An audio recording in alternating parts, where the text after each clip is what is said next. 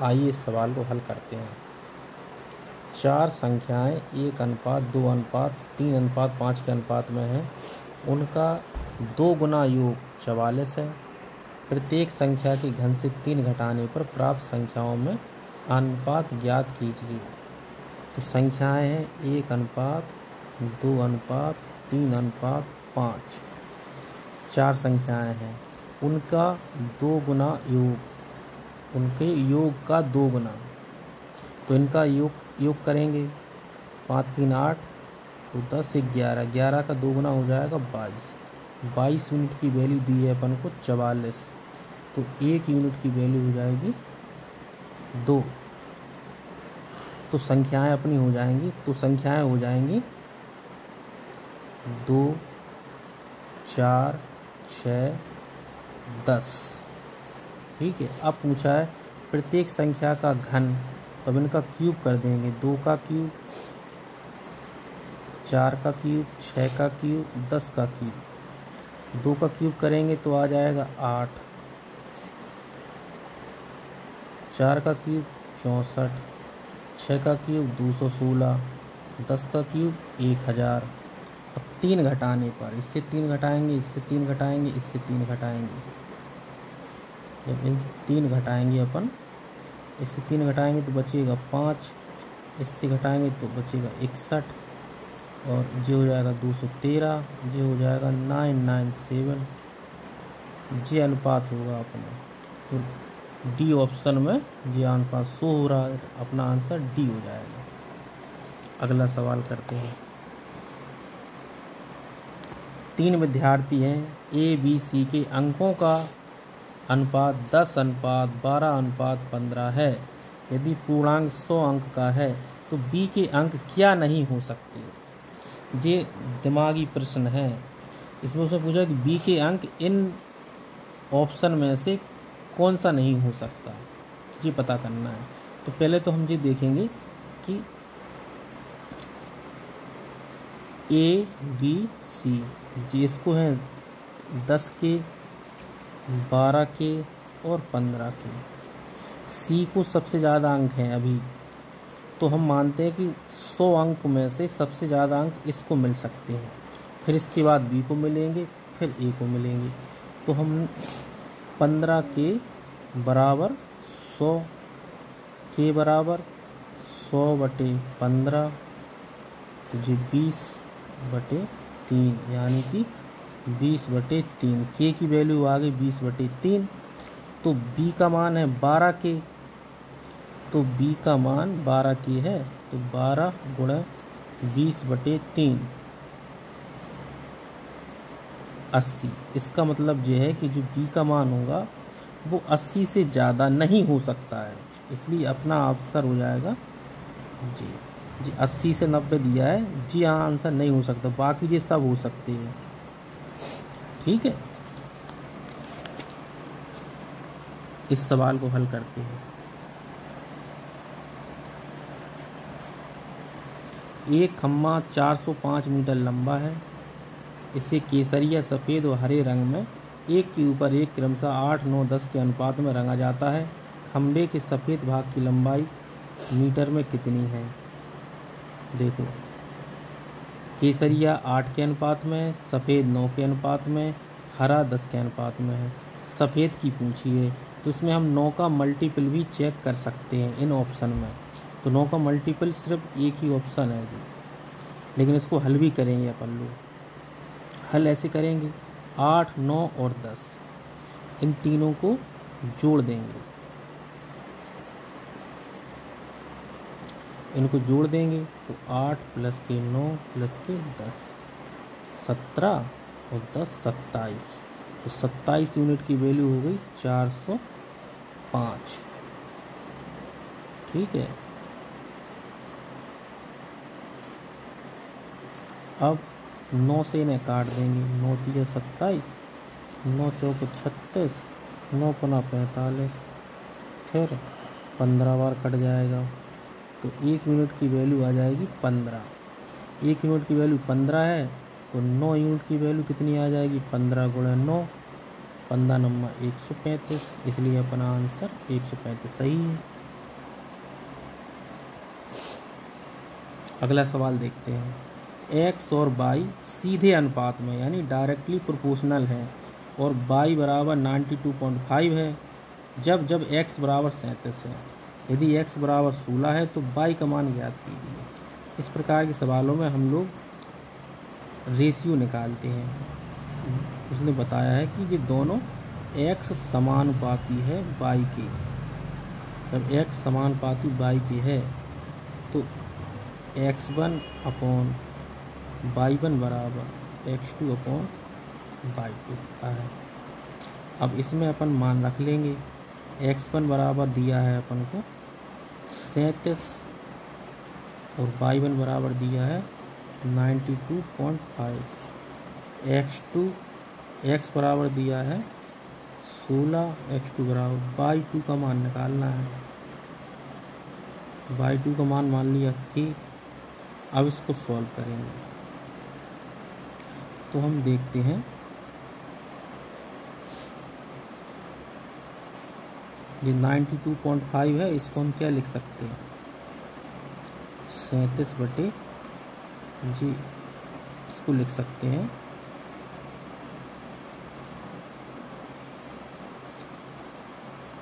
2 दूनी 4 18 185 बटे 2 लिख सकते हैं इसको। तो 2 ऊपर चले जाएंगे तो जो हो जाएंगे 16 बटे के जी। इसको काट देंगे अपन 37 से जी कट जाएगा 5 बार तो जी इसमें 2 से जी कट जाएगा 16 8 बार। इसका गुणा इसमें हो जाएगा, इसका गुणा इसमें हो जाएगा तो के बराबर आ जाएगा 8 40। आंसर हो जाएगा सी। ठीक, या अपन थोड़ा दिमाग लगाएं तो यहीं देख सकते थे कि जी x जो है x बराबर है अपना 37 और जी किसके बराबर है 92.5 जो कि होता है 185 बटे 2।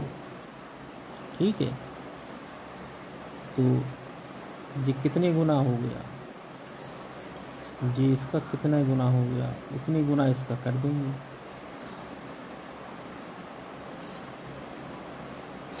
सैंतीस से इसको काट देंगे तो जी कट जाएगा 5 बार यानी 5 बटे 2 गुना है। इसलिए जब x बराबर 16 है तो 16 का 5 बटे 2 गुना निकाल देंगे 8 8 40 ऐसे भी आ जाएगा। ठीक है,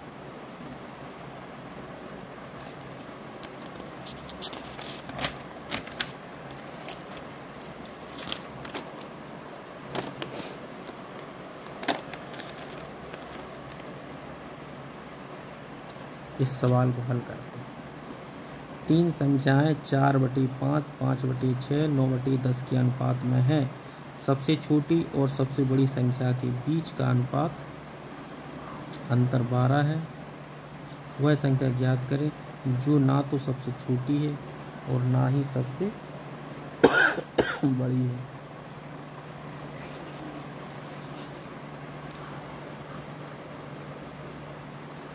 देखो 4/5, 5/6 और 9/10 हम इनका एलसीएम लेंगे 5, 6 और 10 का और एलसीएम का इसमें गुणा करेंगे यानी 4/5 गुणा इनका एलसीएम निकालेंगे हम तो एलसीएम 5 और 6 का आ जाएगा 5 और 6 का आ जाएगा 30 आ जाएगा तो 30 का इसमें गुणा कर देंगे।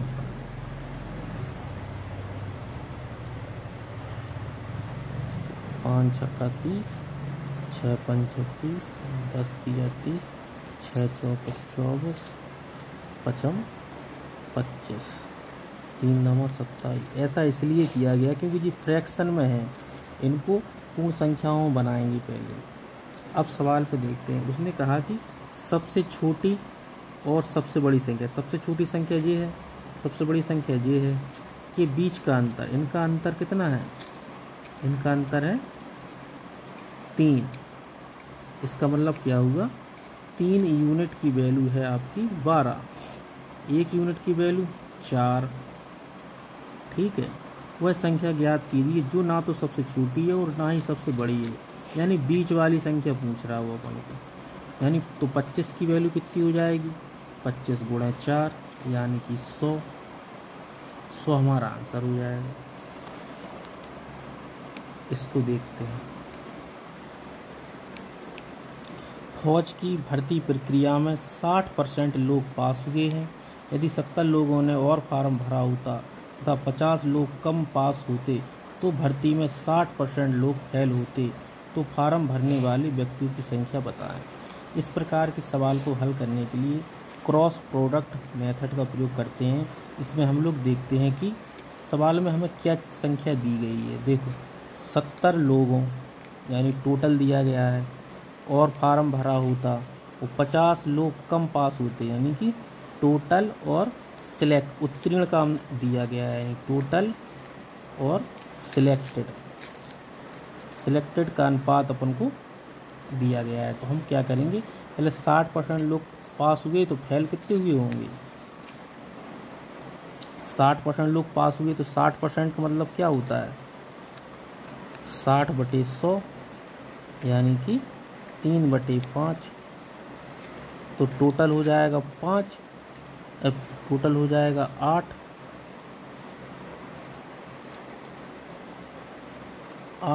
और सिलेक्शन हो जाएगा 3।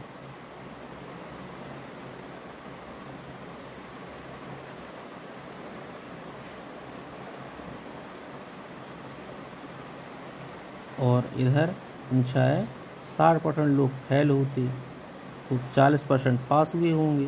तो 40% का मतलब 40/100 यानी कि 2/5 यानी कि 2/5 यानी कि जी 5 है,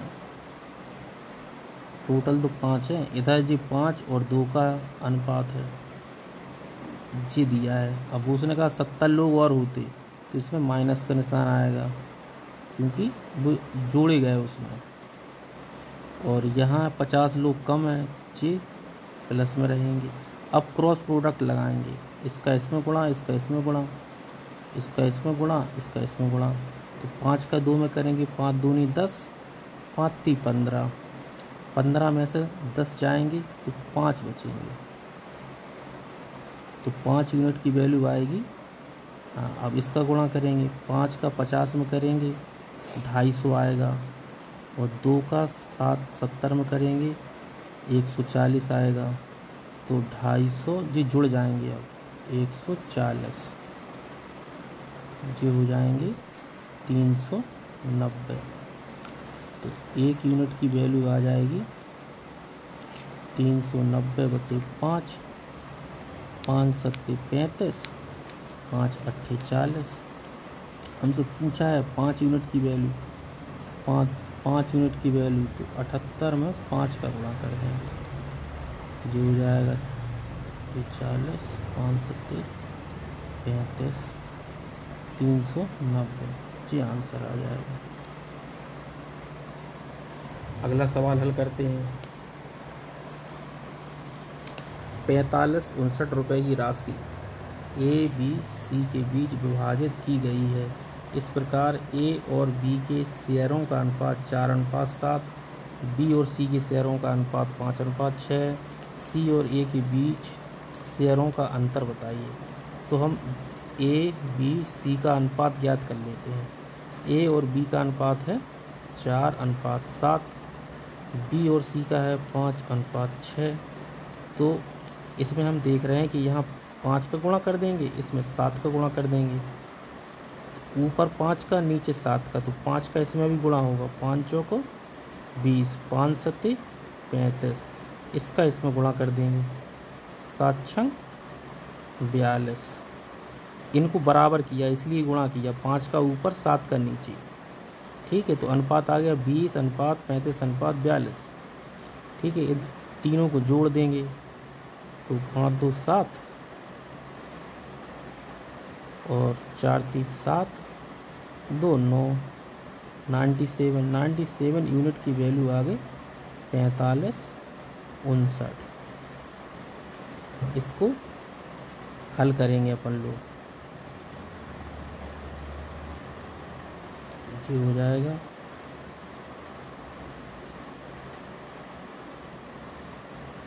अपन को निकालना क्या है, बी और सी,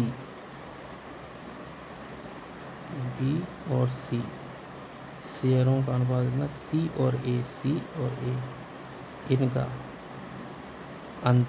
अंतर कितना हो जाएगा 22, यानी 22 यूनिट की वैल्यू निकालने है। इसमें हम 11 का मल्टीपल भी चेक कर सकते हैं। 22 आया ना, जाए इसमें 22 आ नहीं रहा, इसका मतलब जो आंसर आएगा इसमें 11 का मल्टीपल होगा।